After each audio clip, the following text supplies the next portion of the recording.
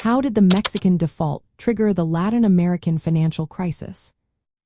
Have you ever wondered how one country's financial troubles can ripple through an entire region? The Mexican default in the mid-1990s is a prime example of this phenomenon. Let's break down how the Mexican peso crisis set off the Latin American financial crisis. In the early 1990s, Mexico was seen as a rising star in the global economy.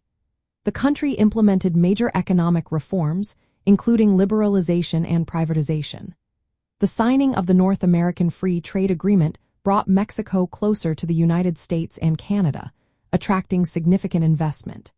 This influx of capital gave many investors confidence in Mexico's economic future. However, things took a turn in 1994. Political instability rocked the country, marked by the assassination of key leaders and an indigenous uprising.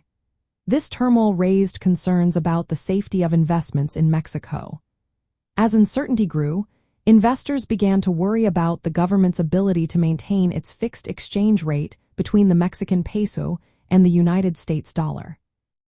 To keep this exchange rate stable, the Mexican government issued short-term debt instruments known as peso bonos. These were denominated in pesos but guaranteed in dollars, making them attractive to foreign investors. However, this strategy also exposed Mexico to significant exchange rate risks. As political instability intensified, doubts about Mexico's financial stability grew, leading to a rapid withdrawal of investments, known as capital flight. In December of 1994, the Mexican government had no choice but to devalue the peso by approximately 15%. Shortly after, the peso was allowed to float freely, leading to a sharp decline in its value. Instead of calming the markets, this devaluation heightened fears of default. Investors felt misled and faced substantial losses, which only fueled the crisis further. The government's inconsistent fiscal and monetary policies made matters worse. As Mexico's foreign reserves dwindled and the level of short-term dollar-denominated debt remained high, the risk of default loomed larger. The impact of the Mexican crisis was not limited to its borders. Many other Latin American countries shared similar vulnerabilities, such as reliance on foreign capital and high levels of dollar-denominated debt.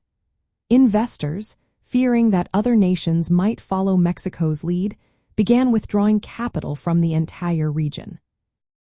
This led to currency depreciations, rising interest rates, and financial instability across Latin America, marking the beginning of the broader Latin American debt crisis in the mid-1990s.